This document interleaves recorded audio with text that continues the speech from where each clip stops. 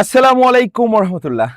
SSC 2026 সালের যে পরীক্ষার্থীরা আগামীকাল বাংলা দ্বিতীয় পত্র পরীক্ষা অংশগ্রহণ করতে যাচ্ছ, তুমি যেই বোর্ড থেকে পরীক্ষা দাও না কেন, এই রাইটিং পার্টে কিন্তু তুমি সর্বোচ্চ একটা নাম্বার সিকিউর করতে পারবা যদি বিগত বছরগুলোতে সর্বোচ্চ পরিমাণে কমন এসেছে এমন 5টি অনুচ্ছেদ। ভাই আমি লিখছি 5টা, বাট আমি হিসাব করে দেখি 6টা হয়ে যায়।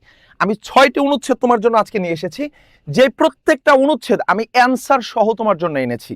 এখানে ভাইয়া অ্যান্সারও দিয়ে দিছি, পিডিএফটা পেয়ে যাবা কমেন্ট বক্স থেকে। কমেন্ট বক্সে আমাদের টেলিগ্রাম চ্যানেলের লিঙ্ক পেয়ে যাবা, ওইখান থেকে তুমি পিডিএফটা পেয়ে যাবা।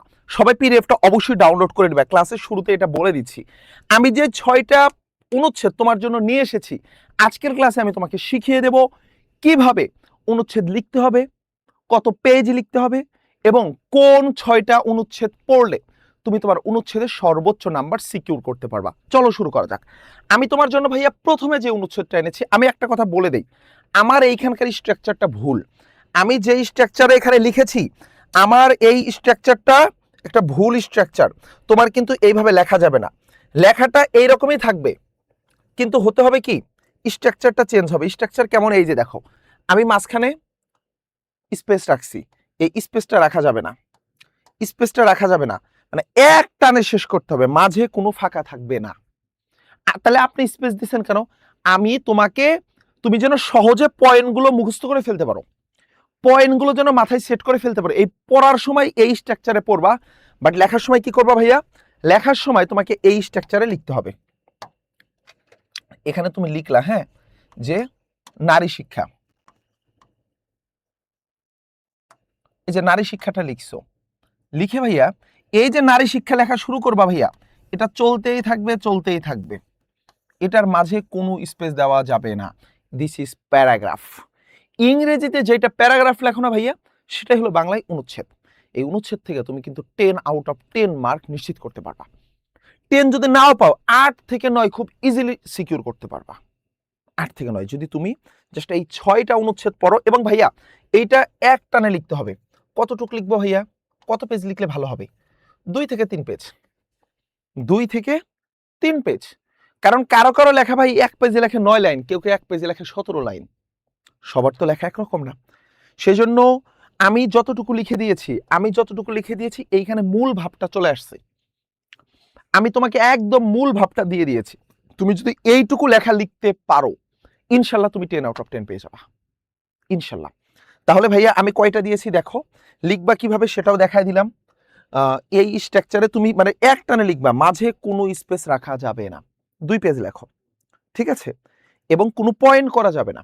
এই যে আমরা আমরা তোমাদেরকে রচনাতে কি বলি? রচনাতে বলি না ভাইয়া তুমি অনেক পয়েন্ট করে করে লিখবা, ঘন ঘন পয়েন্ট করে লিখবা, প্যারা প্যারা। নো, অনুচ্ছেদ পুরোটাই একটাই প্যারা হবে, পুরোটা একটাই প্যারা হবে। কোনো প্রকার ভিতরে কোনো কালার পেন দিয়ে কোনো প্রকার হাইলাইট করার দরকার নাই, কোনো প্যারা করা যাবে না, কোনো পয়েন্ট করা যাবে না। একটাই প্যারা, সেই প্যারার নাম হচ্ছে তোমার যেটা অনুচ্ছেদ থাকবে সেটা উপরে লিখে ওই স্ট্রাকচারে 2 থেকে 3 পেজ লিখে ফেলো। আসো কি কি পড়বা ঝটপট দেখায় দিই। নাম্বার 1 ছিল কি ভাইয়া? নারী শিক্ষা। কেন ইম্পর্টেন্ট? যশোর বোর্ডে, কুমিল্লা বোর্ডে, যশোর বোর্ডে দেখো কতগুলো বোর্ডে, এইটা অনেকগুলো বোর্ডে অনেকবার আসছে। তাহলে সর্বোচ্চ পরিমাণে আসছে এমন অনুচ্ছেদগুলো আমরা তোমাদেরকে দিয়েছি। সব বোর্ডের জন্য সবগুলো পড়বা। বাংলা নববর্ষ রাজশাহী বোর্ডে 19, 17, 16, 16, 17, 19-এ আসছে। যশোর বোর্ডে 16, 17-তে আসছে। চট্টগ্রাম বোর্ডেও আসছে, বরিশাল বোর্ডেও আসছে, দিনাজপুর বোর্ডেও আসছে। তাহলে কতগুলো বোর্ডে এই প্রশ্নটা আসছে। Most important. মুখস্থ করার জন্য আমি তোমাকে কি করছি? প্যারা প্যারা করে দিয়েছি, বাট লেখার সময় ওই যে আগের যে স্ট্রাকচারটা দেখালাম এরকম এক টানে শেষ করতে হবে, মাঝে কোনো প্যারা দেওয়া যাবে না। আমি পিডিএফটা ফার্স্ট কমেন্টে পিন করে দিয়ে দিব।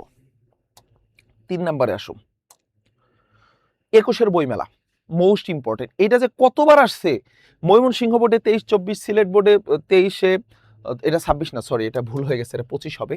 মানে এটা ঢাকা বোর্ডে আসছে 23, 24, মানে অনেকগুলো বোর্ডে এই প্রশ্নটা এসেছে।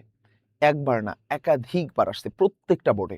তাহলে এইটা অনেক ইম্পর্টেন্ট। 21-এর বইমেলা কতটুকু পড়বে? যে এইটুকু। নোমান ভাইয়ের নিয়ম হলো যে এখন আমি টানা তোমাদেরকে 4টা ভিডিও দিয়ে দিচ্ছি, প্রত্যেকটা রাইটিং পার্টের ভিডিও দিচ্ছি, সবগুলো ভিডিও দেখবা। আর কি করবা? তোমার পিডিএফটা ডাউনলোড করবা। আগে ভিডিওটা দেখবা ফার্স্ট টু লাস্ট, 6-7 মিনিটের হোক, বাট পুরোটা দেখলে তুমি বুঝতে পারবা কোন স্ট্রাকচারে লিখতে হবে। মনে রাখবা রাইটিং পার্টগুলো আমাদেরকে দেওয়া হয় আমরা লেখার ফরমেশন বুঝি কিনা এটা দেখার জন্য। হুম, তোমার হাতের লেখাটা স্বচ্ছ হতে হবে, হাতের লেখাটা কোনো প্রকার এলোমেলো হওয়া যাবে না, অস্বচ্ছ হওয়া যাবে না। তোমার হাতের লেখা যদি বোঝা যায়, স্যার তোমাকে ফুল মার্কস দিবে।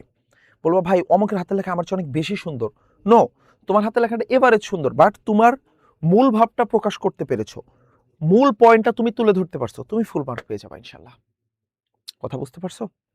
আসো, এরপরে ভাইয়া বই পড়া আছে। বই পড়াটা অনেকগুলো বোর্ডে আসছে, অনেকবার আসছে, এটা আমি তোমাদেরকে দিয়ে দিয়েছি, জাস্ট এইটুকুই, এর সাথে আর বানায় লেখার দরকার নাই, আমি যতটুকু দিয়েছি ততটুকুই লেখো। 5 নাম্বারে দিয়েছি কম্পিউটার, কম্পিউটারটা অনেক ইম্পর্টেন্ট, একদম অ্যান্সার সহ দিয়ে দিয়েছি ভাইয়া, এইটুকুই লেখো, এর বাইরে লিখিও না। কম্পিউটার আসার সম্ভাবনাটা একটু কম, তারপরে তোমরা দেখে যাও। আমি যে 6টা দিলাম, এই 6টা অনুচ্ছেদ, এই 6টা অনুচ্ছেদ ভাইয়া তুমি জাস্ট ঝটপট দেখো, তারপরে সেটার উপর প্রিপারেশন নিয়ে নাও, লেখার প্র্যাকটিস করো। আজকে বিকাল 4টায় আমাদের এই চ্যানেলে এবং এই পেজে আমরা তোমাদেরকে একটা লাইভ ক্লাস নেব ইনশাল্লাহ। একটা লাইভে আমরা পুরো বাংলা ব্যাকরণ বইটা তোমাদেরকে আমরা কাভার করিয়ে দিব।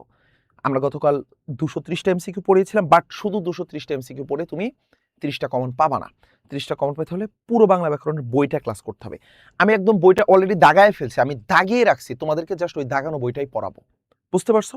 প্রত্যেককে লাইভে জয়েন করছো, দেখা হচ্ছে লাইভে।